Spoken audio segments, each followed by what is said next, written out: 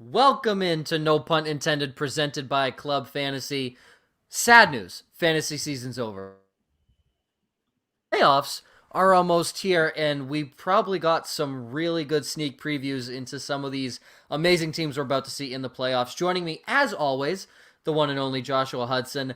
Not joining us, Ryan Weiss. He did have a family and personal matter to attend to, but don't worry, he will be back for our Friday DFS show with Kira and Fantasy Mike, as well as our Saturday show, which is going to essentially wrap up the entire fantasy football season. And joining us for the first time on the show, he doesn't need an introduction, but I kind of got to give him an introduction.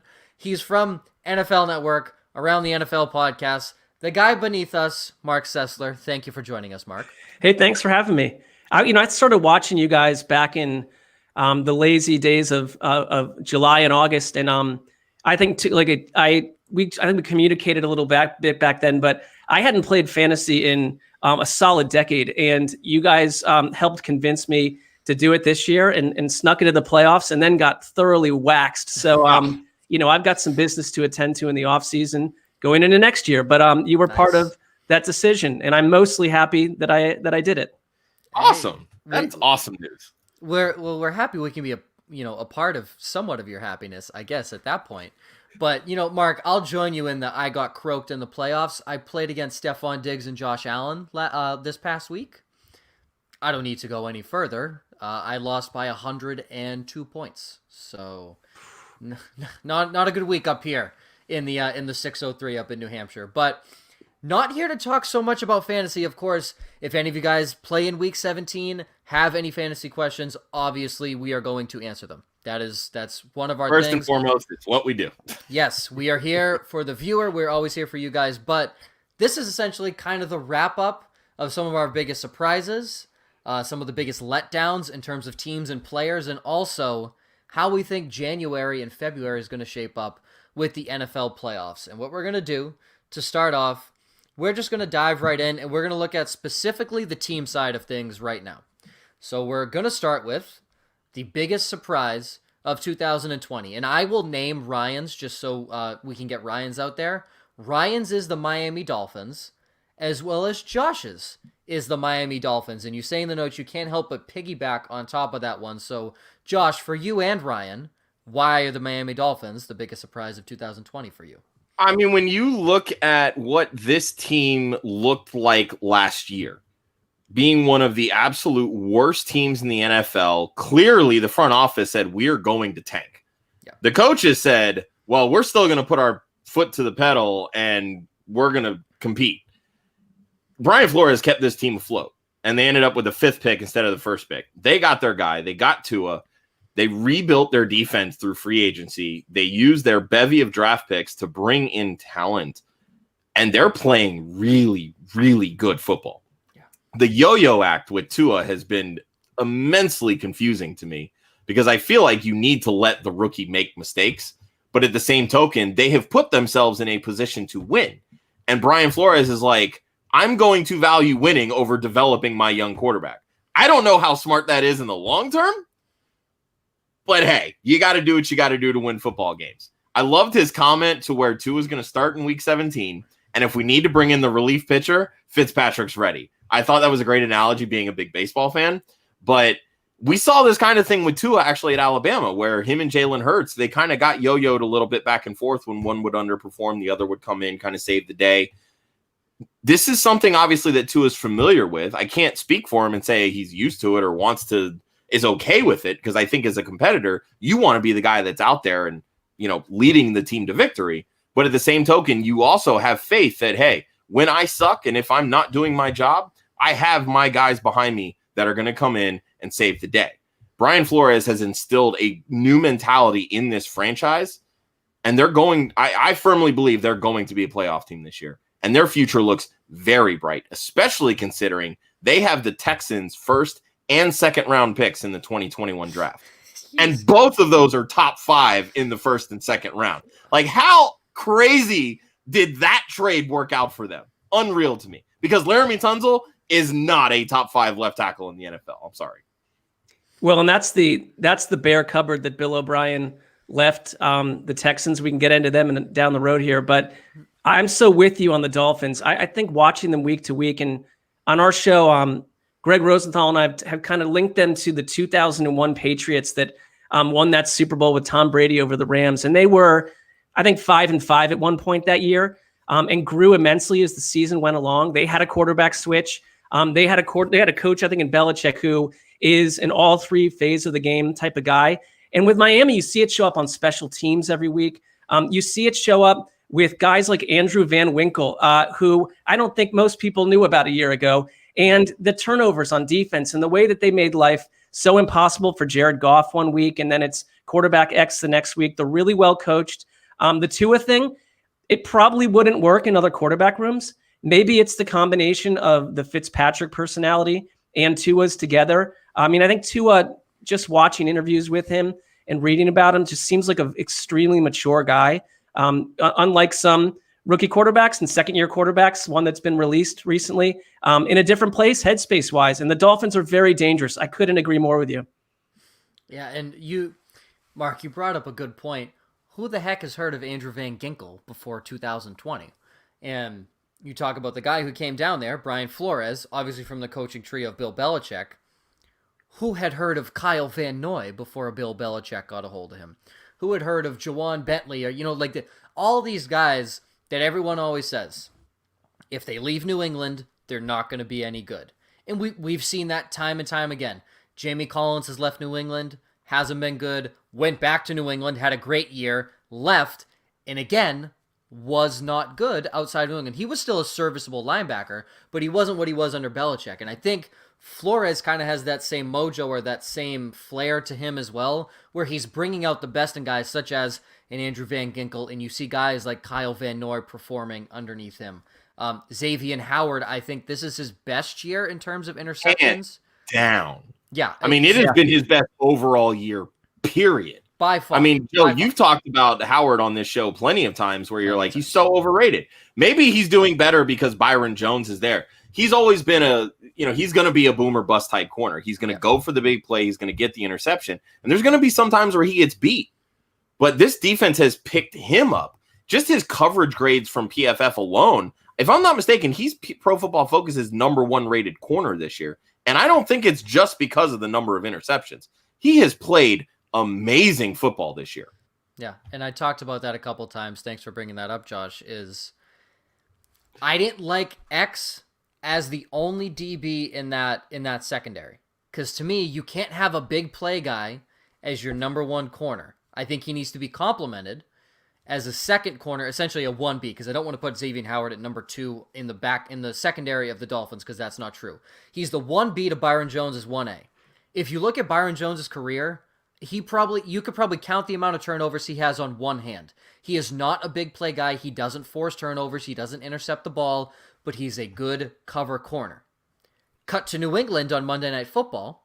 Yes, the Bills absolutely pantsed them, dismembered their entire team. But when Stephon Gilmore plays, it allows J.C. Jackson to take more chances. What happened to J.C. Jackson on that 50-yard touchdown by Stephon Diggs?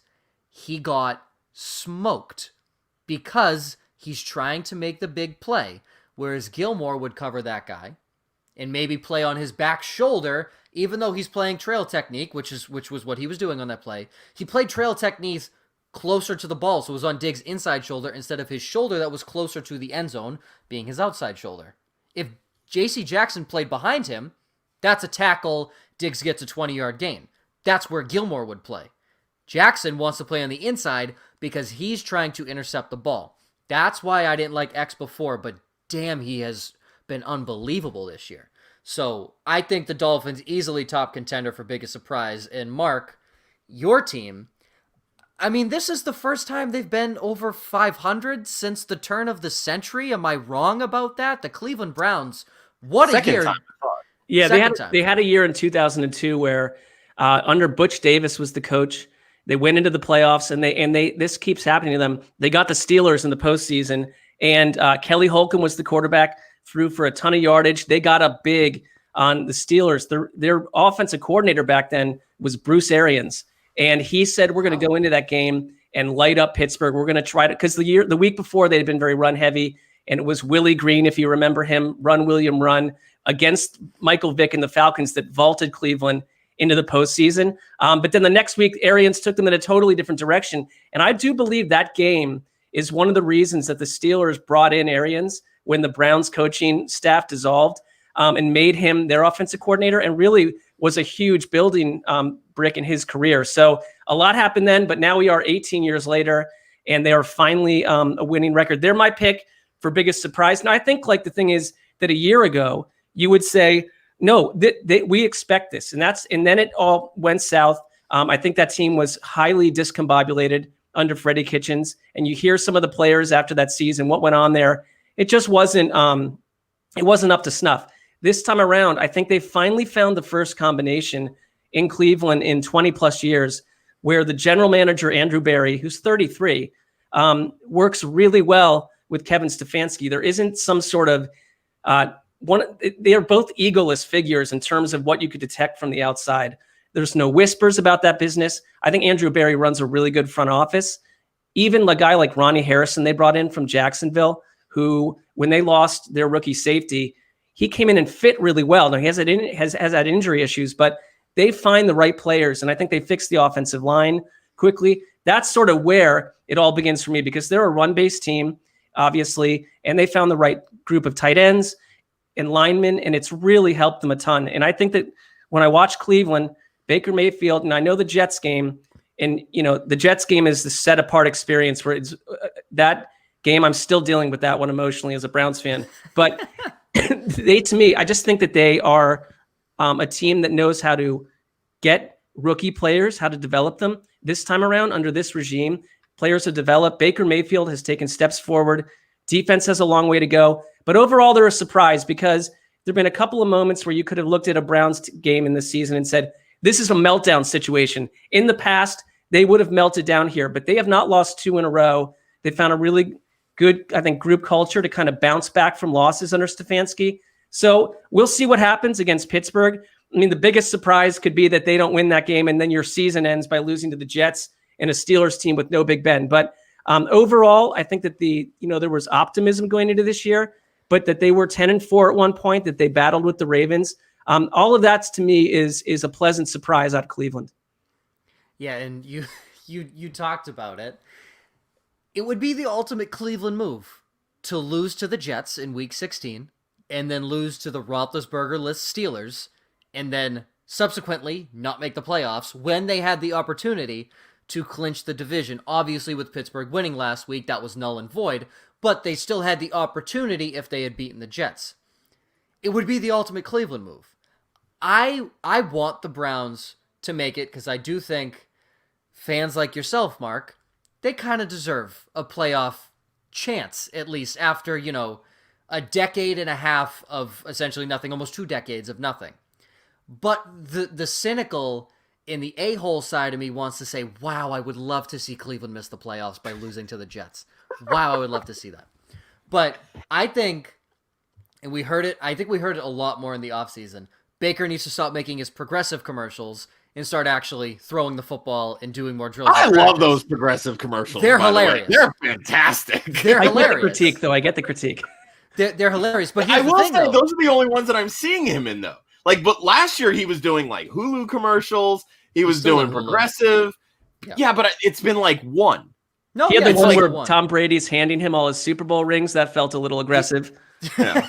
The NFL 100 commercial is incredible. I love that commercial. I watch it over and over.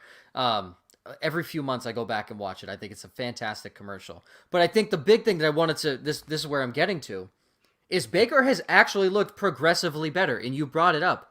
I think Stefanski has probably brought the best out in him, and it's to the point where Mayfield doesn't really have to put the team on his back most of the time, because you're very confident Nick Chubb should run for 120 yards every single game, and Kareem Hunt is going to run for another 80 and catch 5 catches out of the backfield. To that point, though, Joe, we've seen Baker when he needs to carry this team. He's been able to do it. He's able to throw the football and make the reads, and his completion percentage really probably isn't what you want to see, especially in that Stefanski offense, coming from Kirk Cousins, who's consistently above, 68, 69, 70%. Baker's a little bit lower than that, but he hasn't been making those massive, turnover-worthy plays that he's been making, the last couple of years. I think that's the power of Stefanski, because we saw it. You're right. We saw it in Minnesota, and Baker. The first thing Stefanski did when he got the job was fly down to Texas and hang out with Baker and hang out with Baker's. This was before coronavirus went wild over the land. You could go out to dinner with people and stuff, but I think he fostered that relationship early, and you needed buy-in from Baker Mayfield, and I think there were a lot of questions about where his head was at last year and last offseason. And that changed quickly. And I think that you're seeing the best version of him. Is he like a top 10 quarterback? I don't know. I think he works really well in this environment when they have all their players. But I would point to the Titans game and a few others and say, to your point, they put it on him in that game. I think they surprised the Titans with the way that they approached the first half there. And Baker delivered. They needed him to not make mistakes. Now, when he makes mistakes like the Jets game, and I point to games from last year, they don't really have a chance. They're not a team that can turn the ball over 2 or 3 times and survive. They're just not, because their defense is a wide open barn door. Yeah, and I think the thing you talked about, they've been pretty solid at developing rookies, and where Ronnie Harrison filled in was because rookie Grant Delpit went down with an injury, coming from that arguably one of the best college football teams of all time, LSU champions last year in 2019. They obviously won in 2020. But coming from that stout defense, the amount of studs they've already put into the NFL, and Justin Jefferson, Patrick Queen, Joe Burrow, Jamar Chase is going to come out this year, Clyde Edwards-Helaire this previous year. Bunch of studs, and Grant Delpit's going to be one of them from that defense. And we have a question here from our buddy John Helmkamp, the Dynasty Beard. And I think this is really interesting because we've seen that this Browns offense may actually look better without this player. So it's Odell Beckham Jr. And Mark, he just kind of wants your thoughts. What's the thoughts on Odell moving forward? Because with Jarvis kind of technically being the one, he's still running his normal role, but he's the technical one. You've had Donovan Peoples-Jones show up, who's the absolute speedster out of Michigan. You have Rashard Higgins, who already has that incredible rapport with Baker Mayfield. We know he's taken less money to come back to the Browns. Where does Odell fit into this offense moving forward into 2021 and beyond? I think they had a real wide, eyes wide open, like, we're going to keep him with this new regime and see what happens. And, the one thing I always felt with Odell Beckham was that you're getting these quotes like, okay, we've got to get him going early. We've got to, work him into the game plan early on, get him into form. And you don't hear any of that post Odell, that it's not really about that. And I think that Baker Mayfield is successful at distributing the ball to a wide receiver group where they're equals for the most part. There is Landry is clearly like the alpha dog there. But I think that the presence of Odell Beckham on the field, this is just a theory, but I feel like it kind of took a little bit of the alpha male nature to Baker Mayfield away, where I think he just wants to be the center of that offense from the passing angle. And there was probably a lot of pressure to get Odell active and to get Odell-like numbers, because it's just this weekly talking point. And I think this team wants to get away, like most teams would, away from weekly talking points. Now, are they a better team without an all-pro talent on the field? No, I would just say clearly they're not. But something about the chemistry of the passing game and the run game and all of it have been, I think, more fluid without him.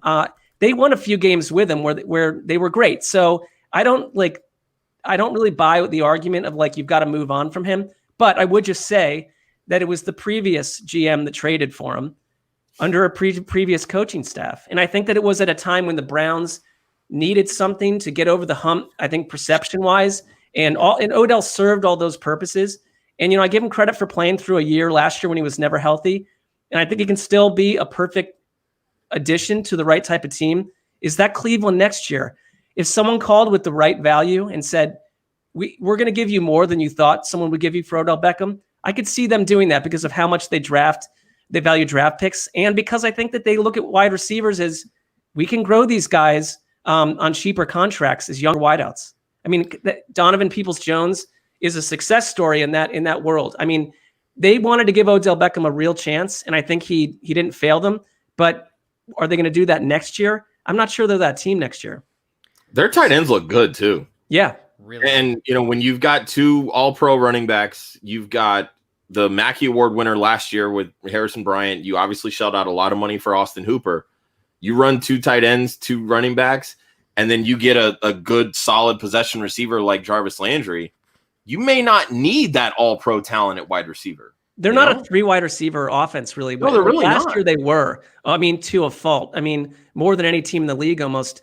You're right. They're like, let's stack up, heavy sets. We want to use all our tight ends. We'll use multiple running backs. The wide receiver is de-emphasized in Cleveland's offense.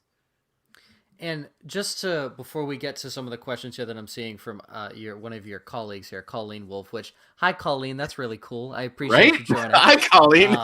Yeah, just, watched her all the time, Thursday Night Football. Mark pulling all the strings and getting all the cameos, and I love this. So what I want to ask here, because you talked about if the right number comes calling, all this stuff, would you, as if you're the Browns GM, put yourself with the Browns GM hat on, would you trade straight up Odell Beckham for a 3rd-round draft pick, knowing with that 3rd-round draft pick, you would take a wide receiver for the future? Straight up. Would you? No, because I think they'd be enticed is you have to go a round up. I don't know if that's realistic. I just think that, like, if that's the story, why not trade him next autumn when someone's dying for wide receiver help, a Super Bowl type contender? That just doesn't feel like maximized value. And I think they could have gotten more for him last offseason if they tried to pull something like that. So someone's going to have to come with a sweeter deal. Or, I mean, if it becomes clear that Cleveland's open to trading, I'd be patient, real patient, just to see until, I almost wait till these training camps open. And then suddenly, like, star player X goes down with an Achilles. Bang, there's your buyer right there. Well, it's similar to what Philly did a few years back with Sam Bradford. Yeah, they pounced on the opportunity after Bridgewater got hurt, and I mean, nobody in their right mind was going to give up a 1st-round pick for Sam Bradford. The Eagles suddenly got one. So that was Bill O'Brien's method. He knew that he should trade DeAndre Hopkins and David Johnson. He knew. He knew. It's just smart GM things. But from Colleen, I guess, it's not football related, but it's an interesting question. Mark, pick one food that you have to eat forever.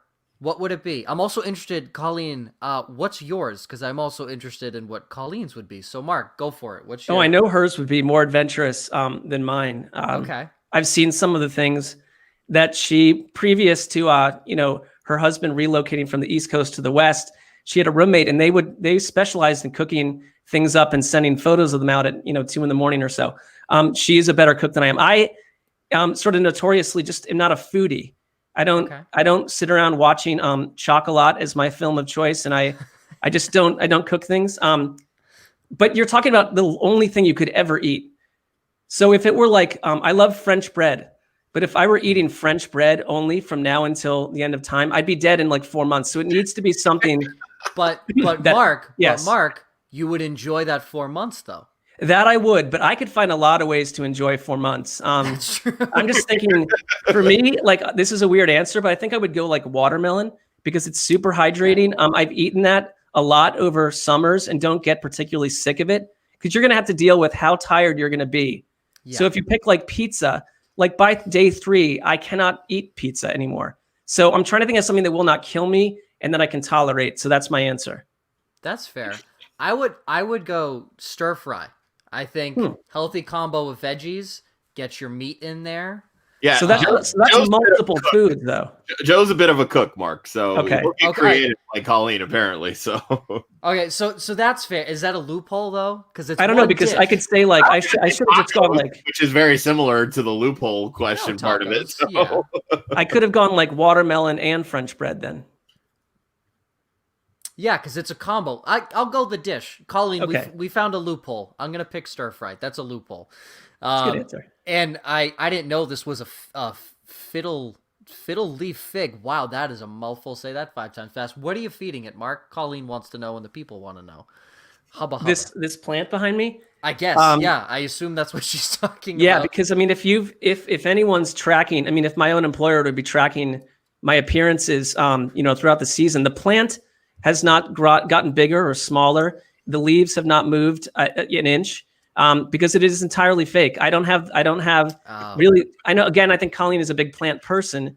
She's got a lot of plants in her house. She's good at nurturing them. I am just doing the best I can with 2 small children home from school. You add a plant to the mix, it's not gonna. I said fake plant works, and it's been a great decision. I'm very into fake vegetables and plants. Yeah. I guess. How to be a good botanist, right? That is Sure, or avoid that. Yeah, or avoid that. How to be a good botanist? Buy fake plants. You don't have to keep up with them. There you go. It's perfect. And just to our graphic designer and my girlfriend, I make the best stir fry. So thanks, Maggie. Appreciate it. That's the loophole we're going with. And I'll just quickly go over my biggest surprise just because we're running up against at least this part of the segment. I chose the Bills just because of the leap that Josh Allen took. And yes, he was hot and cold at points this year, but obviously the leap from years 1, 2, and 3 and subsequent. And Stephon Diggs, no receiver ever does this in his first year with the team. I think our buddy Sam Wallace put out a stat. He leads in every major category of like receptions, yards, touchdowns. He's been on fire. And everyone's like, oh, wow, Minnesota really, really missed out. Did they, though? Because Justin Jefferson's killing it for them. And they didn't have to pay Stephon Diggs that money. Well, they're also throwing the ball. Like they've kind of narrowed it down. Like we're only going to target Thielen and we're only going to target Jefferson. Yeah. Like last year it was, we'll throw to Diggs, we'll throw to Thielen. Then we're going to throw to Rudolph and Irv Smith and Dalvin Cook. Like they were spreading the ball around a lot more last year. Yeah. Kubiak comes in kind of more laser focused and just said, we're going here and we're going here. And that's it.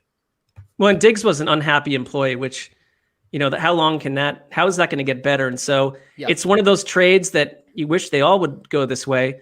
Both teams totally won. I mean, A+ both sides.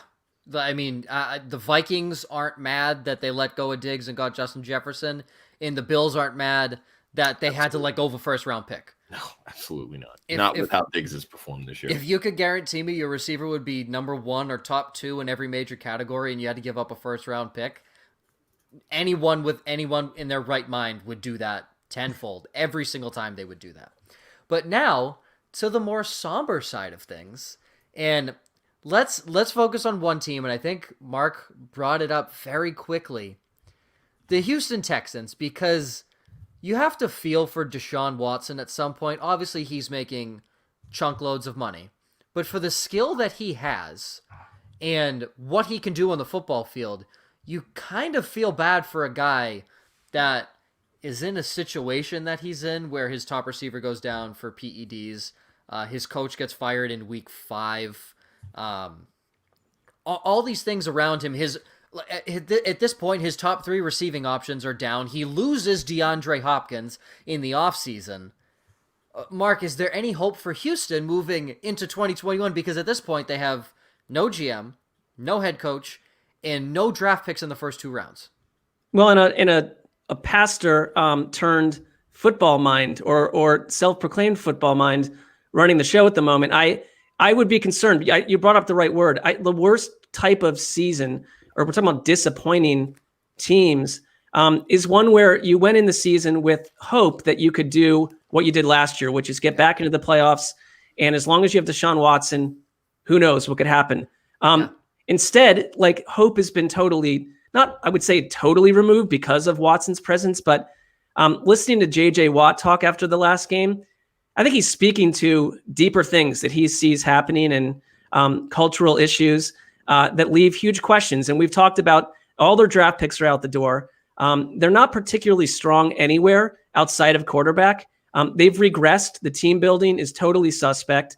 And they flew without a legit GM for a while under Bill O'Brien, who was, I think, entertaining. And I kind of like the big splash GM DNA nature. And I thought maybe in a perfect world, if he won all those trades in the end and they won a Super Bowl, it would be kind of incredible. I think he's a good coach too, but the schedule they got out of the gate was a nightmare. They never recovered from it. The coach gets fired, and then you're suddenly in that interim world.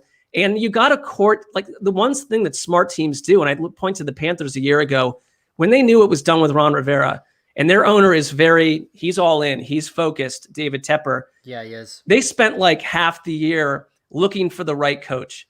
It's not like let's fire someone on January 3rd and then we're in a rush to hire someone in 10 days. And I think they found the right guy because of that process. The Texans could be doing the same thing. I'm not convinced on any level that they're an attractive landing spot with the other openings that are out there, because you're going to ask a coach to come in or a GM, bare cupboard and with not much going on the next couple of years. And that's fine during the nice leafy offseason when we can say nice things about the team. But then when they're 1-4, all of it turns very ugly. So the Texans lead the league this year in 20+ yard passes, the percentage of them. And so they're this big play offense. We see it in the way they were on Thanksgiving, for instance, just electric, watchable. But then they're losing close games because they're incomplete teams. And I stare out 2 months from here, from 2 months from now, and wonder, who will they be? And I just think that they have to be the biggest disappointment in the AFC for me. I don't think there's any doubt. You say the definition of disappointment is thinking you'll be back to where you are and you get nowhere near it. And that's exactly what the Texans did. If the Jaguars were in their division, they would be last in many divisions in the NFL. Obviously, the Jaguars netting the first overall pick and presumptually being Trevor Lawrence, so they won the Trevor Lawrence sweepstakes in theory. But the Texans, they can't even rebuild this year because they don't have a draft pick until the 3rd round. So if they want a 1st-round draft pick or a 2nd-round draft pick, they're probably going to have to pay up for it. Will Fuller's contract is up. Correct me if I'm wrong on that. He's a free agent. He's a free agent. Brandon Cooks, is he still there next year? Still under contract, yep. Okay, so he's still under contract. David Johnson's 30, so that's the hump for running backs. Duke Johnson was injured for the first time in his entire career. He missed his first game ever this season, so that's not looking good. J.J. Watt is pissed at the team. And also, J.J. Watt's getting older. Their defensive secondary has... I feel like you look at Houston, you always say, okay, yes, they have a great quarterback, suspect running game, but Deshaun Watson makes up for it. Their receivers, they have Will Fuller. He just needs to stay healthy. Their defense, great pass rush, solid linebackers in Zach Cunningham. Where they always lacked was the secondary. That secondary has only gotten worse, in my opinion, over the last 3 years. They had Jonathan Joseph for a long time. Yes, Jonathan Joseph is now 36 years old.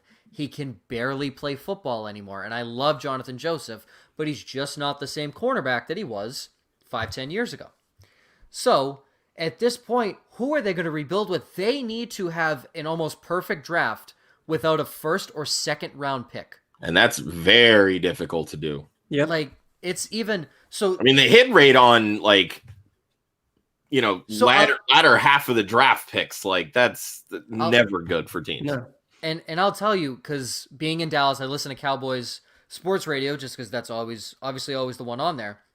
They've been talking about this all year on whether they want to make the playoffs or whether they don't, because for them, that's about a 9 to 10 draft spot swing in that division. It could either be top 10, top 11, or they'd be at 19. The argument they always bring up on why we want to make the playoffs, no matter where you are in the 1st round, it's a 50-50 hit rate on picks if you look at it historically. And I think that's crazy. If you have the 1st overall pick, you have the same chance of hitting on that pick as number 32. And I think that's kind of nuts when you think about it, that they have the same hit rate. So you think about that, okay, 50-50 shot. That's pretty good in the 1st round. Drop to the 2nd, that obviously goes down. The Texans are in the 3rd. I imagine there's nothing higher than 37% in the 3rd round hit rate, and I feel that's pretty generous. So, I mean, the Texans are trying to throw 5 bullseyes on a dartboard blindfolded 100 yards away. That's what they have to do in this draft. That's what they have to do in this draft. That was good, Joe. That's what they have to do in this draft. It is almost impossible for them to do that. And just look at what they've drafted in recent history, right? Kiki Cutie, I think, was a 5th round pick, and clearly he's shown that he's not a number 1, he's not a number 2, but he's still a guy who can get down the field, get open, and catch the football in this offense. Give me another draft pick they've had in the past 3 years. Well, and on top of it, there's no continuity coaching staff wise, depending on who you bring in. Yeah. And the coordinators, a lot could change. Players that we think could be cemented may not fit the system. And you're dragging your franchise quarterback through a rebuild, which is, how many teams can you say that about? It's completely wrongheaded. And, at this point, I think the other thing is that Texans fans and the overall perception of the Texans, that's a troubling world right now. There's not a lot of patience, and there's a lot of negative press about what's going on behind closed doors. So it will be a rough and tumble offseason for them, and it's going to create a million narratives, and we're going to have to talk about it for months and months, no doubt. The biggest thing you bring up is you're dragging a franchise quarterback through a rebuild who you just signed to a 4-year, $156 million contract. His dead cap hit next year, according to Spot Track, $67 million. Yeah, you're not moving Massive. Deshaun Watson. Like there's you don't sign him to a 4-year extension and then trade him. And the hard part of this to even swallow, and our friend John, he brings this up too. How do if you're how do you right the ship? Do you sell everyone? You can't sell everyone. Like you can't leave Deshaun Watson out to dry. You can't do it. Well, you could sell Deshaun Watson. But that's like you can't though. That's my point. Is you can't, right? Right. You can't. It's like the one asset that could actually net them a first or second round pick or actually decent return is your franchise quarterback who you just paid, who is going to cost you an arm and a leg and a severed head to get off your books. It's too much. It's too much money to trade Deshaun Watson, and you don't trade a franchise quarterback, but you're also in the issue, and Mark brings it up. What's the new coordinator going to look like? What's the new head coach going to look like? What's the GM's mindset? And obviously, I think, a smart GM's mindset, a smart coach's mindset is, let me build this around my franchise quarterback. So that's what you have to hope as a Texans fan is going to happen. It may not happen, though. You can't move Watson, but you should move Watson because he's your only when asset. good quarterbacks get hung out to dry with no talent around them. Right. And you also can't tell like the incoming coach and GM, oh, by the way, our plan is to trade Deshaun Watson. It's like, by the way, there are 20 better jobs. You wait for the ink to dry on the contract before you say that. No, it's like, I would rather work at like Barnes and Noble than be asked to deal with that mess, please. Yeah, no, I completely agree there.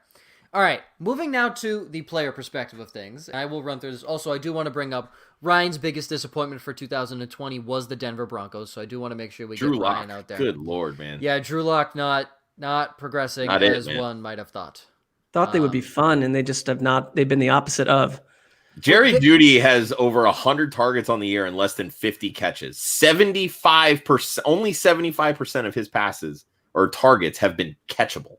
I think that Chargers game was like that in a microcosm. I think he had 15 targets and 5 drops and like 47 yards or something. And, the drops were not always a huge issue in college, but they have been this year. And so I would love if anything, for him to become the player that you can see it. You can see it when you watch him at times, that if he puts it together and they get the right quarterback, he could be special. And they'll get Courtland Sutton back. That will help too. That's going to be big. Yeah, I'm hoping Courtland Sutton comes back. It relieves the pressure off of Jared Jeudy not being the one. He can be the 1B in that offense. And we've already said, go back to the route he ran against Atlanta. That was the grossest curl route I have seen this entire season. Like, he's an incredible route runner. He just has the rookie yips, so you got to hope in his second year, he figures out where his hands are. The game slows down for him. His heart stops beating, a mile a minute. And he slows the game down, gets back to his fundamentals. And I think an actual offseason, barring anything that happens, we're projecting an actual offseason for NFL players and rookies this year. I think an actual offseason will help him. Yeah, we're fingers crossed there. But now to the biggest surprise from the player perspective of 2020. And again, I want to focus on one guy.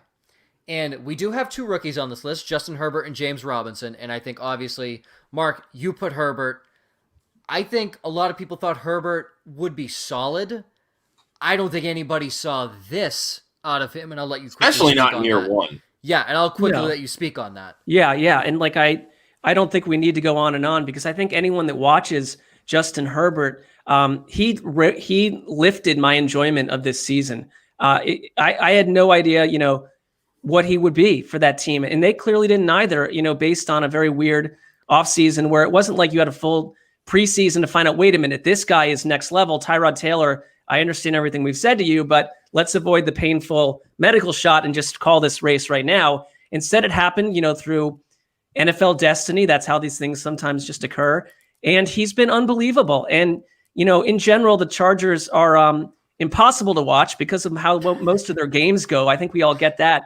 But it's sort of the opposite of the Texans because you've got a lot of injured players coming back next season. You've got a core talent group, no doubt about it. And you can sell if Anthony Lynn, if he's there, fine. If he's not, and you want to sell the team to another coach, not hard to do. I mean, you can just picture, Justin Herbert buying people $1 million homes if you're attached to that coaching staff for the rest of your life. I mean, he could be there for 15 years. And I never saw, a stretch of games that made me think he's not the guy. It's just like he's so clearly the guy and seems so unfazed. And his decision-making is so good. He can make every throw. He's the perfect size you want out of a quarterback. And he made everyone around him better. I don't know what else you'd ask a rookie to do. So I was surprised by it nicely. I'll ask him to grow his hair back because he was better with longer hair. Oh, wow. Yeah, it was, that. I wonder if how that decision came about because I liked him with the longer locks too. Was that No doubt. week 10 rookie hazing? Why? It's a bad haircut too. Yeah, no, Right? Yeah. Just if you don't want the long hair anymore, don't do the long hair. But I mean, the 10-year-old wiffle cut, we gotta. It was like one of the team trainers gave him the haircut, which is not he's got the money to get a better one. Yeah, they took the buzzer right before game time. He's like, I need a haircut real quick, and the trainer just went through nice and quick. Josh, you brought up James Robinson. You said it, from undrafted free agent to 1,000-yard rusher. That doesn't happen every year. No, Not at all. It's absolutely fantastic. I mean, we all saw what Leonard Fournette was able to do last year is really the only option on that team. Mm-hmm. And subtracting Fournette, bringing in Robinson, I don't think anybody saw this. No. And kudos to that kid. He's been an absolute baller this year. And I hope that they keep him around, teaming him with Trevor Lawrence, getting a legit quarterback in that offense, and I don't mean that as disrespect to Gardner Minshew because we're all fans of Gardner Minshew on this show. But Woo! Trevor Lawrence, Same. that's a whole other beast. And I think he's going to do wonders for that offense. And crossing fingers, they also have a new coach next year. Captain America. Okay, quickly. And I don't want this to happen because I do want James Robinson to be the Jaguars running back. If not, some team trade for James Robinson. Because you pay him $500,000 next year. He is. Those are the types of running back contracts you want. That's like for us normal people putting a quarter in a gumball machine. That's what James Robinson's contract is to an NFL team next year. So I don't know if he falls this far, and I don't think he does because I think he's a first-round pick. Travis Lawrence at 1. Trevor Lawrence. I'm sorry, Trevor Lawrence. Thank you. I have the other guy's name in my head. Travis Etienne at 33. I mean, it's possible. That would be a crazy good duo too, because build your whole attack. Yeah, I mean, Mark. And if there is a Travis Lawrence out there, and he's perhaps related to Trevor Lawrence, get him also. Yeah, I mean, potentially. That bloodline is strong. I had Travis Etienne and Trevor Lawrence in my head at the same time. They're very close in names. They're very close. But James Robinson is Josh's guy. Josh Allen is Ryan's guy, and that's the guy I want to talk about. My guy's Devin White. No one cares about linebackers or defensive players when it comes to fantasy football, but shout out Devin White. Dude is a firecracker and is going to very happily take over for Levante David when he ends up retiring. Who's still doing it, by the way. Levante David is a beast. He's one of the so most good underrated linebackers of my lifetime. in the league. And White is so fast. Just watching him on certain plays with his closing speed where he'll blow up a running back or a quarterback. I mean, he's been super productive for him. I couldn't agree more. Yeah, I picked Devin White because he literally and figuratively shot out of a cannon in his second year. I think he runs a 4.35. Like you, Mark, you talk about how fast he is. He's faster than most running backs in the Yeah, league. he had one of, I think it was the top linebacker Combine. combine time last year when he came out. Un- It was unbelievable. Unbelievable. So Devin White is mine because I focus on IDPs a lot. But the guy I want to talk about, and I talked about it with the Bills quickly, Josh Allen. Year one, the biggest stipulation with him coming out is the dude has a rocket in a cannon for an arm, but he couldn't hit the broadside of a barn if he stood 10 inches away. That was the biggest issue with him, is he just didn't have the accuracy, from within 20 yards of the line of scrimmage. The fact that Cole Beasley is having a career year kind of changes that at this point, because obviously Beasley had a great year last year too. He did, but that's my point is Beasley had a great year last year. He's having a career year this year. The progression we have seen with Josh Allen is immense. That's what you want from a young quarterback. Exactly, especially from a guy you spent a 7th overall draft pick on. Yep. The progression. Go ahead, Mark. No, I couldn't agree more, because I think that Josh Allen intrigued me, and I naturally kind of just liked the Bills and liked his fit there and his journey. I think the combination of him and Brian Daboll have been perfect. And Daboll, tweaked some things down the stretch last year, which really helped Josh Allen, and it got the best out of him then. But there were these open questions, and especially with the Diggs signing, like if Diggs is someone who's going to get annoyed at Kirk Cousins, you could picture, mid-October, he's super annoyed at Josh Allen, previous versions of Josh Allen. I mean, he's completely changed and upped his game. He's a superstar to me, and he's one of the most interesting quarterbacks in the league. And I don't think there's any aberration aspect to this or fluky nature to it. The only thing I'd be concerned about is if they do lose Brian Daboll, that can change things. I don't think the offense would change, but that relationship that those two have, they're in a mind meld. And so you don't want to mess with that. And they got to be secretly hoping that Daboll does not get a head coaching job, although he deserves one. I think that's been the big thing for me, looking at the parallels between what we saw last year with both Josh Allen and a guy like Lamar Jackson, and then going to this year with those same two guys. And it's been the offensive coordinator. I mean, you look at what Buffalo was doing early part in the year. They were running 4 wide receiver sets more than any team in the NFL. And last year, that was an Arizona Cardinals staple. This year, the Cardinals still lead in 4 wide receiver sets, but Buffalo is second. They weren't anywhere near that list this year. And that's because of what Brian Daboll has done with the playbook. He's expanded it. He's challenged the quarterback, and the quarterback has stepped up. When you look at Baltimore and Lamar Jackson, Greg Roman has kept things simple. It's like, oh, my quarterback's not good enough to be able to make those types of leaps and bounds. And when you don't have that type of confidence in the player, it's hard for the player to then have that type of confidence in themselves, in my opinion, anyway. Yeah, Josh, what a segue to the biggest disappointment for players. We do that on occasion, Very skilled. We'll get to Josh's last, because I was mad that he took this person from me, being a Patriots fan. But you talk about Lamar Jackson. I have Lamar as the biggest disappointment. Obviously, Josh, you talked about it all offseason. There was no way he was repeating his touchdown efficiency from last year, which was 10%, I think. Right? 9%. Yeah, it was unbelievable. It was absolutely incredible what he did. Obviously, he wasn't going to repeat it, but I think a lot of people expected him to step it up when it came to throwing the football. He did not do that. He's still many He's could under argue 2,700 passing yards, I believe, so far this year. Many could argue it looked like at times he regressed in his passing. Like the deep ball, that's always been his issue. But the deep ball, I don't think was there at all this year, unless it was being thrown to Mark Andrews, because Mark Andrews catches everything that, is within a 10-mile radius of him. Granted, Lamar doesn't have the best weapons around him. He has a second-year guy, I believe, in Miles Boykin. Devin Duvernay is a rookie. Willie Snead isn't a deep guy. He's more of a slot guy. So he doesn't have the best weapons around him. Hollywood Brown, second-year guy. Or third year? I'm forgetting. Second year, Second correct? year. This is his second year. Thank year. you. Second-year guy. So, again, no one that's a crazy vet, no one that has great experience, especially in the deep ball. But you would just expect, like, they weren't even like near the receivers a lot of the time. So it wasn't on the receivers dropping them or, really tight coverage. It was just Lamar was missing them. So I think that portion was there missing with Lamar. For Ryan, it was Daniel Jones. I think a lot of us expected Daniel Jones to take a bigger step than he did. I don't think there was a step at all that he really took this year. I don't know. I think a lot of people thought he would take a step, and obviously didn't. It's going to be interesting to see what Joe Judge wants to do about Daniel Jones. Do the Giants Even Jason Garrett, the offensive coordinator, that offense has really looked flat too. Yeah. Oh yeah.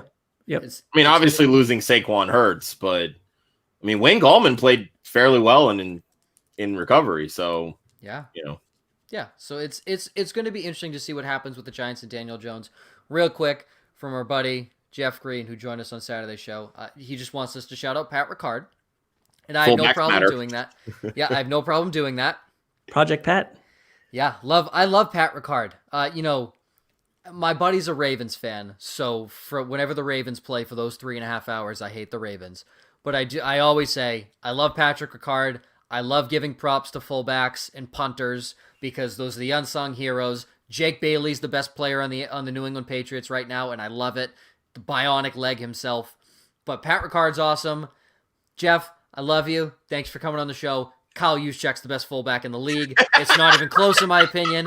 Kyle Juszczyk is the best backhanded compliment. Yeah, no. Kyle Juszczyk's the best fullback in the league. Ricard, if it was pure blocking, I would put Ricard because he's a massive human being. But Kyle Juszczyk is the best fullback in the league. So we'll give Jeff a shout out there. And now to the two guys, I think a lot of people would probably put in their biggest disappointments, and we'll start with Mark's here because I know Lee asked a question about the New England Patriots and moving into 2021, and we'll get to that with Josh's biggest disappointment. Mark, you have Carson Wentz. I do, and I don't like it. I like Carson Wentz, and Colleen Wolfe, who was listening or watching before, she's an Eagles fan. I think this put.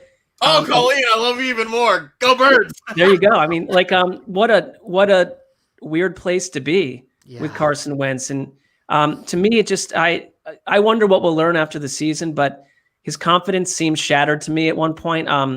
We talk about a mind meld between Brian Daboll and Josh Allen. Well, that's the opposite of what was going on between Doug Peterson and Carson Wentz. And it was hard to watch, and it leads to questions about why they didn't make the switch earlier. But I think that it's so clear why that was tough to do because of the incredible amount of money invested in Carson Wentz. This is a front office that, their vision was build everything around him as you would. And the Super Bowl scenario where he, is watching Nick Foles play hero. I think they fully thought, well, the time will come around when Carson Wentz does that too. And now the question is there a way that you could move him? I don't know how you keep him on the roster.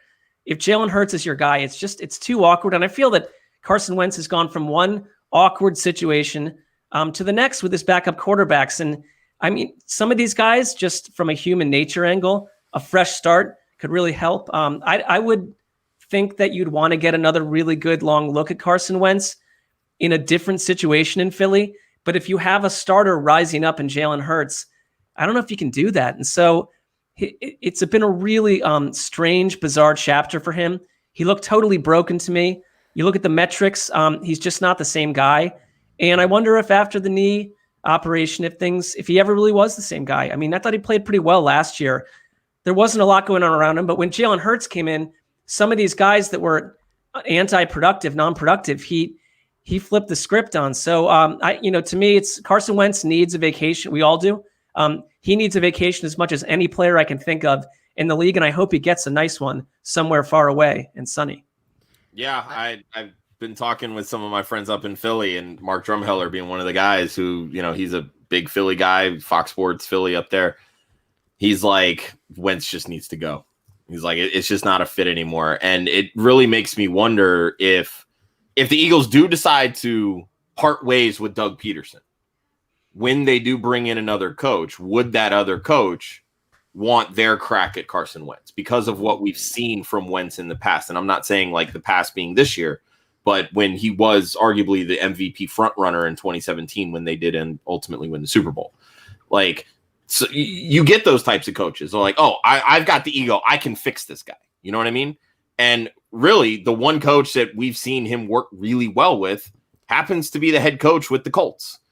So to me, that's a perfect situation. Again, on paper, none of us were in the locker room with them and how Wentz got along with Reich, what Reich really thinks of Wentz. Does he want to take on that project if he in fact deems it as a project? Because they have the cap space to do it. So, and I was going to say, I think the best landing spot in theory would be Indianapolis because he's already worked with Frank Reich. Reich knows what he likes, what he doesn't. I'll pose this hypothetical before we get to our last biggest disappointment. If you are a Colts fan, put yourself in the mind of a Colts fan, would you rather Phillip Rivers for one more year or trade for Carson Wentz? Mark, I'll start with you. I would rather Carson Wentz. I don't trust Phillip Rivers a year from now. I think he's played better than I thought he looked earlier in the year. He's come on. I have no problem with someone looking at Carson Wentz and saying we can fix that because we don't believe that the Eagles knew what they were doing for vast portions of the previous season, and it has to be the right fit. I like the idea of Frank Reich and Carson Wentz because you're so right that there's going to be coaches thinking we can fix this guy. I would not hate Denver as a landing spot, but I don't think about Denver and Pat Shermer or Wentz and Pat Shermer as a match made in heaven. Absolutely. That's not. fair. Josh, what would you do as a Colts fan? Rivers for one more year and a crack at a Super Bowl, or the project and Wentz? Presumably. I would take the project and Wentz, and really for me, the biggest reason why is if Rivers does ultimately play well, he's now going into age 40, right? Yeah. He's not going to then put you in a position to get your next quarterback. True. If you trade for Wentz, once you make that deal, his contract ultimately becomes a 1-year deal because the new team then has the opt-outs going forward, right? Mm-hmm. So if he bombs and you can't fix him, he's now put you in a position at the top of the draft to get your guy. So I think there lies the benefit for me in making that deal for Wentz because you have a very, very good team in Indianapolis.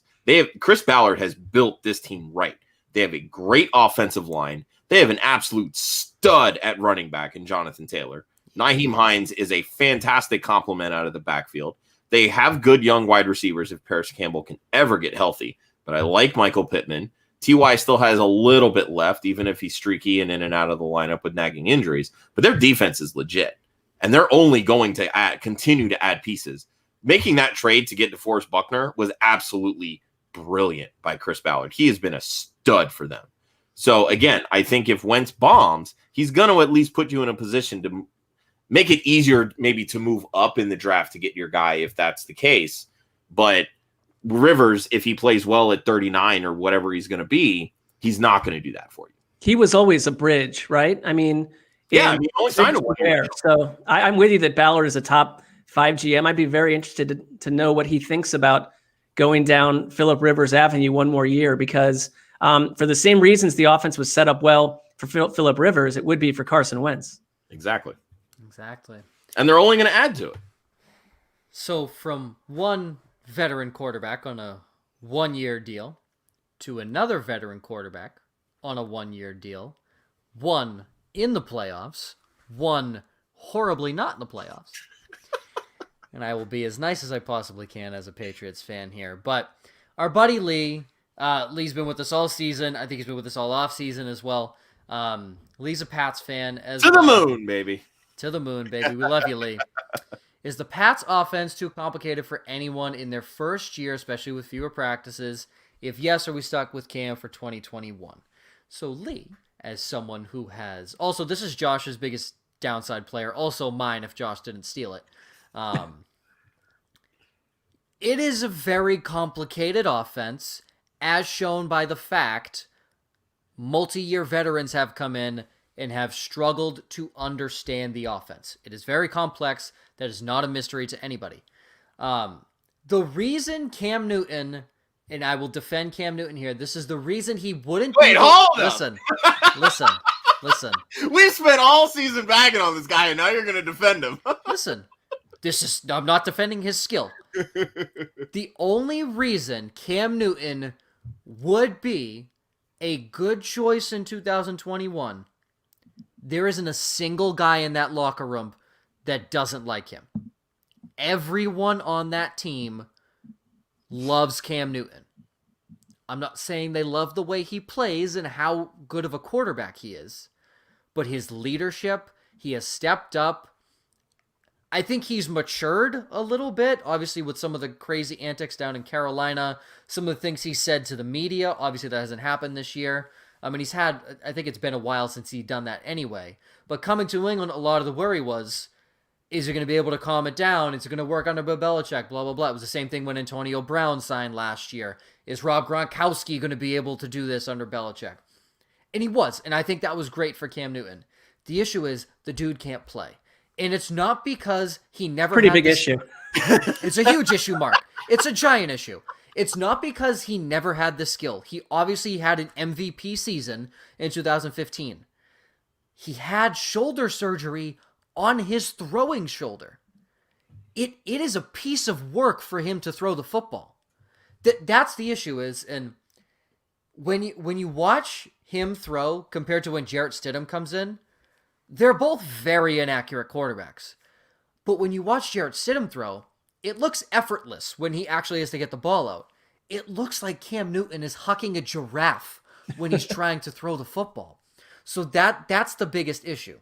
And I personally, and I don't think the Pats are going to have a chance to get him, I would love for the Patriots to get Zach Wilson, because for some reason that just screams Bill Belichick quarterback to me.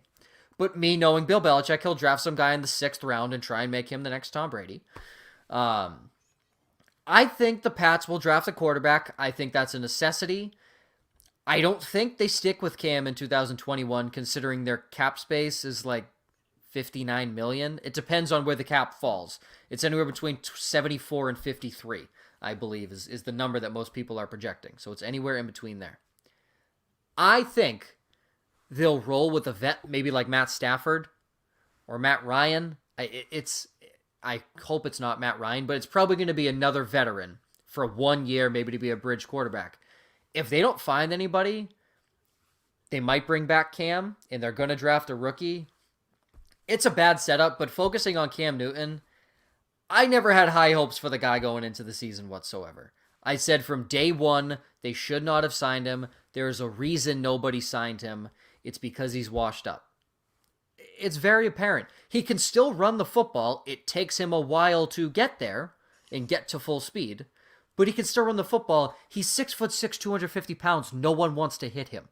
No, I wouldn't want to hit him. The dude is a beast of a human being. There's a reason Tim Tebow was such a good running quarterback. He was 6'4", 250. He was built like a fullback. That's why it hurt when Tim Tebow hit you. Same thing with Cam Newton. But we talk about it, Mark, I'm sure you've said this 1,000 times, the wear and tear on running quarterbacks, especially of a guy of Cam Newton's stature, a guy who's taken repeated hits all the time, it takes a toll.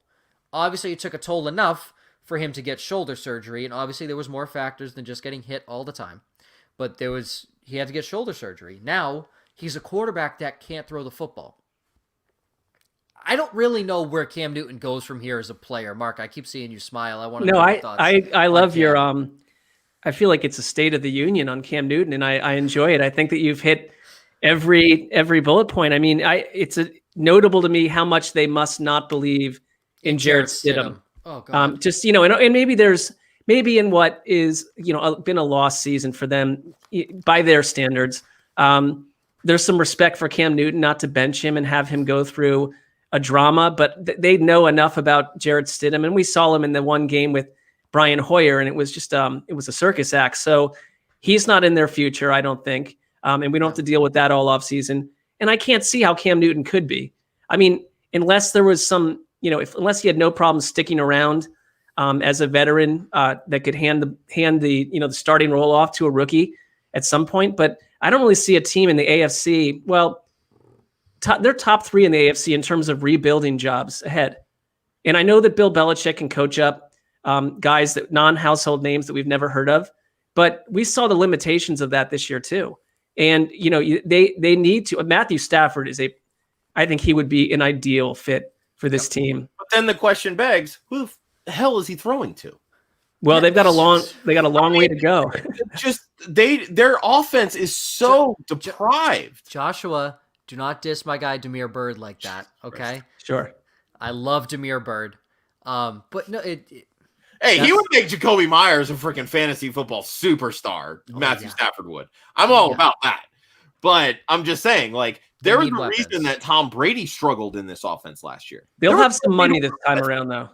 Like they can't just be the draft. They're going to have to do a little bit more. I don't view Bill Belichick as someone that wants to go into a 3-year deep rebuild. I think they're going to find ways to get competitive quick. No one pulls off more trades. They're going to be very active. Where last offseason, there was a lot of non-activity with Patriots off seasons in the past. This has to be different. I would think, yeah. I mean, it felt like they were saving their cap space legitimately for this year or future years or whatever it was. But my thing with Cam, like when I look at this stat line, he's played 14 games this year and has 5 touchdown passes. That's absurd. I don't think we've seen anything like that since like 1940. Like, it's unbelievable to me, the style of football here. It just, I don't get it. Excuse me, teacher. Josh Allen. Josh Allen has more touchdown passes at Gillette Stadium than Cam Newton does. Right? And Derek Carr has the same amount of touchdown passes as Cam Newton does at Gillette Stadium. But at one point in the season, Cam Newton had the best second half passer grade according to Pro Football Focus behind Aaron Rodgers. So who's the real good quarterback in this conversation? Right, that's fair. That's fair. If we're talking about Aaron Rodgers and MVP, why isn't Cam Newton in that conversation, considering he's right behind Aaron Rodgers in second half passer rating? I mean, if that conversation went on long enough, perhaps he'd enter it, but he doesn't enter it. Roll off the tongue though. No. The advanced analytics sadly don't help Cam Newton in that instance. All right, quickly, let's run through the predictions for the 2020 playoffs. I will start with Ryan because he is not here. Ryan has, and he says no surprises, the Chiefs over the Bills in the AFC. In the NFC, he's taking the Bucks over the Packers, and then he says the Chiefs will go back-to-back and beat Tampa Bay on their home turf. Mark, I will start with you. Who do you have in the AFC, NFC, and winning the ship? All right, I'm going to go look at my spreadsheet here because one of the matchups escapes me, but I had in the AFC the Bills knocking out the Chiefs, and I'm not just putting that out there to try to be different. Something about the Bills right now, and we've talked about this already with Josh Allen and the offense in general, peaking at the right time. The Chiefs, they're going to get, I think, healthier and rested during their time away, and that begins this Sunday with a bunch of people sitting. That scares me if they come back and they are not rusty, but fully galvanized and ready to roll. I understand that there's an unbeatable nature to them, but something about the Bills feels a little magical, and I need that this year a little bit. In the NFC, Packers over Saints, then Super Bowl, Bills over Packers. Because if I'm going to put them in the Super Bowl, I've got to go the distance with Josh Allen, the full distance. It's bold. Bill. Bold, but if I'm wrong, like, no, what does it cost me? I don't know, but it costs you your job. It's just small things. Well, I mean, I picked the Browns over the Eagles a year ago, so someone somewhere is not tracking this heavily enough. That was a tough one to pick. But hey, that's all right. At least one of them made the playoffs, so yeah. No, that's good. It is weird to just say Bills over Packers because they're a team. They only play each other once every 4 years, and yes, I get every AFC, NFC team does that. But it's just weird to say the Bills in the Super Bowl. Yes, it does. Oh, it's so strange. It hasn't happened since before you were born, Joe. 1995, the last year the Bills decided to lose 4 straight Super Bowls. I just found out I'm a lot older than probably both of you, but certainly you, Joe. Oh yeah, Mark, I'd like to tell everybody I am 22. I was born in 1998. I am more than you could be my child if things had gone differently on the earth. So my dad graduated high school in 88. My mom graduated high school in 89. So there you go. I would have gone to high school with your parents for at least a year. Let's put it that way. So there you go. Amazing. That gives perspective. I love that. I love Yeah. that. Then though. you're really not that much older than me, Mark, so it's okay. Yeah, Josh. Well, you is, both look very young, so. Oh, yeah, thank Josh, you. No, Josh is in his late 40s, so Oh, stop. No. for his age, it looks great. Josh, what do you have for predictions for the 2020 playoffs? I'm going Chiefs over the Colts. Yeah, there's no way Phillip Rivers makes it that far. Sorry. No, I think he can make it that far because as I said earlier in the show, the Colts have a very good team. And right now, Jonathan Taylor is absolutely clicking as a runner. Yeah. The Chiefs, for me, it's all about continuity. When you look at the type of year this has been, where there's so many variables and so much unknown with COVID and the protocols and this and that, you need to be able to trust continuity. And right now, the Chiefs are the only team that I can think of that have that. So I trust them to make it that far. With the Colts, we've seen it. I think that we've talked about it. Pittsburgh, I think, is very overrated. The Bills, I still think they're a year away, personally. Their defense is so hit or miss, especially when it comes to stopping the run. Yeah. And when you get into these colder temperatures, you have to be able to rely on the running game. And the Colts don't have that. Or not the Colts, excuse me, but the Bills don't have that. The Colts have that. The Chiefs, they're just going to bludgeon people because that's just what Patrick Mahomes does. They can't run the football right now, but CEH has shown that when given the chance to run the football, he can do it. He's had a couple 100-yard games this year, so I'm curious to see how that would play out. But I think I think most of us can agree that it's probably going to be the Chiefs getting in there. But that's kind of where I'm at right now. Because I think Pittsburgh's a fraud unless they just keep throwing it to Deontay Johnson. That's all I care about. If you look at like the first half the Colts had against the Ravens, and ignore what the Ravens did to them in the second half of that game, and you ignore what the Titans did soon after in a game that I thought reduced the Colts to salt, although they didn't have DeForest Buckner in that game. They're sort of streaky. And if you could get them to get the better version of that team for an entire 60 minutes, I think the Colts could beat any team but the Chiefs, maybe in the AFC. So I hear your argument on that. It'll be interesting to see if they end up winning the division. I think that road gets harder if they don't, and if they're because you're going to hit a snag somewhere there for sure. Yeah, exactly. As a Patriots fan who has seen Phillip Rivers crumble many a times in the playoffs, I can't trust Phillip Rivers. I mean, he's made it to championship games before. Yeah, who do you lose to? That's what I'm saying. He loses. That's the game you watched. Yeah. Yeah. So that's why I have them losing in the championship game. I can't. There's something about Phillip Rivers is a ticking time bomb, and I'm not willing to say that time bomb won't go off until the championship. I think it goes off. Hell, it could go off this week. Yeah, exactly. So that's my worry. On my side, we didn't even get to the rest of my picks. Jeez, Joe. Oh, we didn't. Skipping right over. Oh, yeah, you take the other conference. Damn long. Okay, so the other you've been saying this all year. Seahawks over Bucks. Seahawks over Bucks. Yep. You've been saying that all year. Seahawks defense is getting hot right now. We talked about it earlier. They're like number 1 in sacks since week 9. They're getting hot. I'm taking them. And the Saints always crumble in the playoffs. So. And then you've already screamed continuity, which leads to the Chiefs being your Super Bowl champion. Yep. So we got 2 for the Chiefs, 1 for the Bills, and Mark. Me. This is not quantified whatsoever. This is not even well thought out. This is me being a cynical a-hole, and this is what I want to happen, and I'm putting it out there in the universe. The Bills will beat the Chiefs in the AFC Championship. The Bucks will beat the Packers in the NFC Championship. A little bit of revenge from earlier this year. Mm-hmm.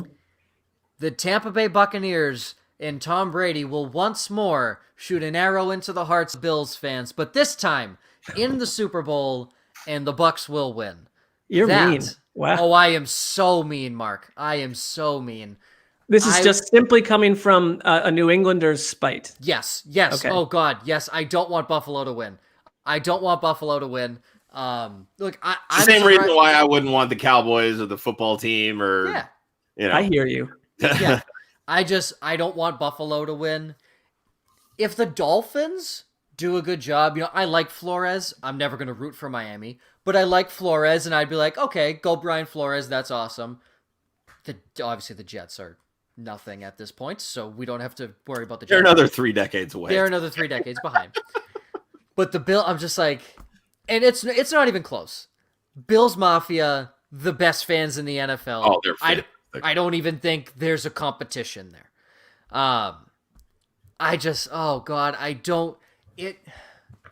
Buffalo Bills Super Bowl champions just doesn't sound right to me. It just doesn't sound right. I mean, I'm trying to figure out what the Bills ever did to you during your run as a Patriots fan. In the last 2 decades at least. So this is impressive. Yeah. Mark, Brady has the best record. The best record he has against a team is the Bills. It's not even close. He smokes that team. I think he has 4 losses in his entire career against the Buffalo Bills. One of them was a blowout in Foxborough. It was like 34-0. But they haven't hurt me in any way. They're just a division opponent who Brady consistently beat up on in his career, and I would love to see him once more beat up on them in the Super Bowl. Like, how perfect would that be? Also, that gives him his 7th ring, so that would be cool. Well, I would say this, like, you are not one of those Patriots fans that wishes ill on Tom Brady, at least. No, that's stupid. Because that actually, if that happens, the narrative will be, Tom greater than Bill. Which people are already starting to say that. And if you can live with that conversation to prevent the happiness of Western New York, I think your passion deserves points. Yeah, you earn points for that. So, Mark, here's what I say with Brady Bill. I am Bill over Brady because I think it takes a coach more than just one player. But the first 3 Super Bowls, Bill won those. Bill won those Super Bowls. Defense. He stopped the greatest show on turf. That's Bill's Super Bowl, and then obviously the subsequent ones there. The next 3, Brady. He came back down 28-3. Yes, the defense had to put in work and obviously help him in some instances, but Brady, the Super Bowl against the Eagles, he threw for 500 yards or some dumb number like that. Like, he wasn't the issue in that game. It was the defense, and that's on Bill. So the second half of Brady's career with the 3 Super Bowls, that's Tom. I think. Yeah, but what about when they only put up 13 points against the Rams? Yeah, that's not Tom. That's just well. That's okay. Josh, look me in the eyes. That's Jared Goff. They couldn't. No, that's fair. Yeah, that's not Bill. That's not Tom. That's Jared Goff. So okay, reality. Tom Brady's won 2 Super Bowls. Bill's won 3. Jared Goff has essentially won a Super Bowl for the New England Patriots, if you want to equate it to that. I think it's the perfect. You laid it out perfectly. And I mean, I don't know why we need a Bill versus Brady. Who's better both here? The best. Just right. Enjoy it. Brady greater than Cam. That's a solid argument right now. But hold on, Mark. Yeah. Was Tom Brady ever second in second half passing grade according to Pro Football Focus behind Aaron Rodgers? That's the real question. Mark, I'm going to go look that up. Make calls on that one. That's the real question. We'll never know because there wasn't Pro Football Focus when Tom Brady, started his career. It's a huge Earth mystery that we can't figure out. Yeah. Also, Cam Newton also played baseball, so Tom Brady also played baseball. These different things. A lot of people forget Tom Brady was drafted into Major League Baseball by the Montreal Expos. A lot of people forget that. Most people don't know who the hell the Montreal Expos are. That's true. Had he stayed, maybe they would have stayed, and maybe you get 6 Montreal Expos World Series. Mark, he was a catcher. He wasn't even a pitcher. He was a catcher, which is the irony of it. I mean, obviously, who's going to steal on Tom Brady? Not a living soul. But he was a catcher. He wasn't a pitcher, which... you may see from a lot of quarterbacks. I know Kyler Murray is a center fielder. Russell Wilson was second base or shortstop, which, again, all these positions need an arm, especially shortstop and center field. Johnny Manziel played some baseball. Manziel. Don't leave him out of the conversation. Johnny Manziel making a football comeback in the fan-centric football league or something. I approve. In fact, I would watch it if there was a way to. I'm not sure what the deal is there, but Twitch, who knows? Sure. I don't really know what their streaming deals or TV deals are. Yeah, for the fan-centric football league, I'm not sure. Maybe NFL Network hosts one game a year. Who knows? Let's work on that. Yeah, we'll work on it. We'll get the papers drawn up. We don't know a single person over there, but who cares? We're working for you. Fan centric. If you want to start a fantasy football league, we'll be the official. You can come to us. I'll take Johnny Manziel as my first overall pick. I don't care. But that's everything, Mark. Thanks, man. This was great. Dude, this was fantastic. I had fun. And when you got your full crew back, I'd be more than delighted to join you next time. To join you again. I enjoyed it, guys. Thank you. Awesome. Love it. Thank you. Yeah, you, obviously, as we say with all our guests, open invitation anytime to anytime you want to come back. Anytime. Accepted. Yeah. Love it. Absolutely love it. All right. What housekeeping things do I have to do to wrap up the show? I don't read the show doc, so what do I have to say? Oh yeah. You want to brag about your blurred lines picks over the year? Yes. Yeah. We won money. So Mark, if you haven't, if people new listening to the show, if you haven't watched all season, I do this thing called Blurred Lines. I pick betting picks against Pro Football Focus's analytics. Guess who beat the analytics? Because advanced analytics are bullshit. Well, I mean, if we're discussing this, I think I know who. Well, good for you. I'm not allowed to partake in that area of American life, but I can live off of your victories vicariously. I appreciate that. Yeah. I appreciate that. But no, the fun thing started is you beat the nerds. I mean, I beat the nerds. That's great. Come on. Yes. So I like statistics. I hate advanced analytics. There's two very different things, right? There's passing yards, and then there's the dominator rating. One is a hard stat. One requires some form of an opinion. So, again, anyways, I beat it. I'm really happy. Went 10-8-1. So if you get rid of the tie, because you get your money back, 10-8, 56% on the season, which according to Vegas, you have to be 57, 56% or higher to be making money. So congrats, people. We made some money this year. Well done. Well done. It's not a lot, but who cares? We made some money. That's all that matters. As long as some you're is positive. better than none. Yeah. Some is better than none. A tie is better than a loss in betting, ladies and gentlemen. You don't want the bookies coming around with the baseball bats and stuff. So, you got to stay aggressive and stay in charge. Exactly. So super excited about that. That will obviously be back next year, maybe in a different form though. So we'll see. So Blurred Lines will definitely be back. Who knows? Maybe I'll give you some picks for the playoffs, even though I don't like betting on the playoffs because anything can happen for the most part. All right. So housekeeping matters. Friday, New Year's Day. Happy New Year's, everybody. Early New Year's. New Year's Day, 7 p.m. Eastern. Ryan will be hosting a DFS show with Kira Wojtrowski, our DFS writer, and Fantasy Mike as well. Ball Blast. Yes, from Ball Blast Football, they'll be hosting. On Saturday, we wrap up our show. Mark, you are more than welcome back if you'd like to air any grievances you had about the 2020 show, as well, or about the 2020 fantasy football season, or football season in general. And that goes for all of our guests that have been on with us previously. I'm going to send out a tweet and literally tag everybody that we've ever had on our show and just say it's an open invitation. Right. Come on for 5-10 minutes. Have some fun. Light up the comments. It's all a good time. I have grievances, so perhaps I will join you. Hop on, baby. Yes, air all the grievances and invite your friends. Tell them to come in the chat and say, "Yeah, Colleen, we can cry about the invited." Okay, Colleen's invited. I'd love to hear Steve Smith's grievance. I would. Oh God, would love to hear Steve. I think he's expensive. I don't know if we. He's very expensive. Yeah. But as someone who I think I had Steve Smith on my first ever fantasy football team when I was 8. So shout out you, Steve Smith, for helping me win that year. I appreciate you. But yeah, Saturday, just like we normally have our start sit show, that's going to be in place of that. And I get to join because my work got canceled. Let's go, boys. I'm excited to be back. So we're going to have that. That's going to be a lot of fun.